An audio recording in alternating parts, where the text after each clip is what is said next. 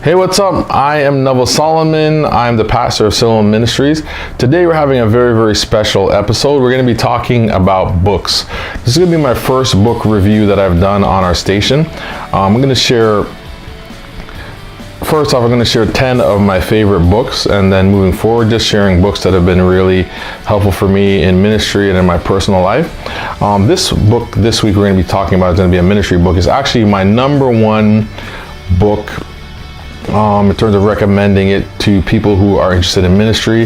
If you're interested in being a pastor or you're interested in being a minister on staff at a church, I think that this book is an excellent book. I was surprised when I was trying to look at some reviews over the internet that I didn't see any references for this particular book. So the book that we're going to be reviewing today is The Purpose-Driven Church. I know The Purpose-Driven Life has been a pretty famous book, but The Purpose-Driven Church was written by Rick Warren prior to The Purpose-Driven Life. And this book is primarily about ministry. It's about church planting, or the term that a lot of people use today is launching a new church.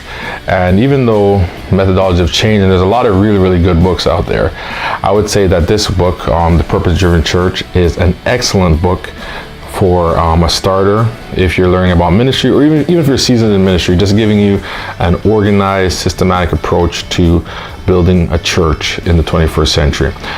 Anyone who is pastoring today, I think that you have to read this book. Many of the books that you may have read, more contemporary books by writers like maybe Stephen Furtick, or writers even like T.D. Jakes, Cheryl Brady, writers like perhaps like Andy Stanley and others have kind of innovated on the ideas of Rick Warren, one of the great pastors of the United States. He pastored the Saddleback Church. I'm not going to spend too much time talking about things outside of the book, because I just want to review this book. And reading this book is an easy read. It's a pretty long book, a pretty thick book, several hundred pages, like almost 400 pages, but it covers everything as it relates to ministry. Rick Warren has a philosophy that there are 5 aspects, or 5 main streams of ministry. The first being evangelism. He talks about fellowship. He talks about worship being not only singing in terms of praise and worship, but worship including the preaching and teaching at a particular church. Discipleship, that's like training and mentoring believers to grow. And then here's the very last segment is missions. And this is what the book is all about. It kind of breaks out into those different core groups. He also has a special emphasis on preaching, because preaching at the end of the day is the heart of most churches, and that's the place that really galvanizes people to get them to connect with the church, but also to get them to become motivated to get involved in other programs in the church. So just talking about this book was an excellent book. I read it many, many times, and I really found it to be a blessing. So all those who follow me, I'd really encourage you to read this book. And if you don't follow me, but you follow Rick Warren, this is the foundation of his church. And it's been a great blessing to him over the years, and it's been a great blessing to me over the years as well. So I just wanted to encourage you to just read and to check it out.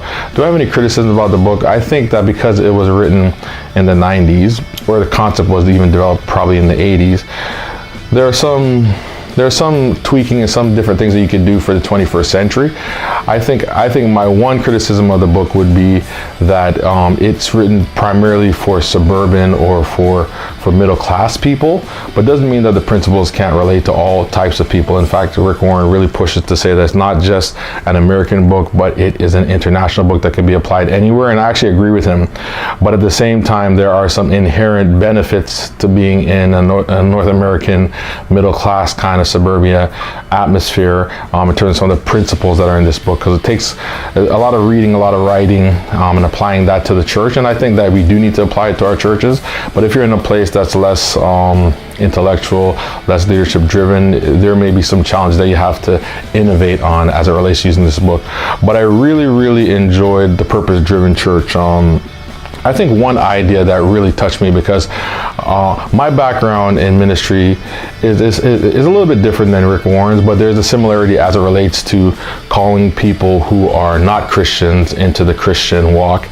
And one of the main things that we do in ministries that I come from is the altar call.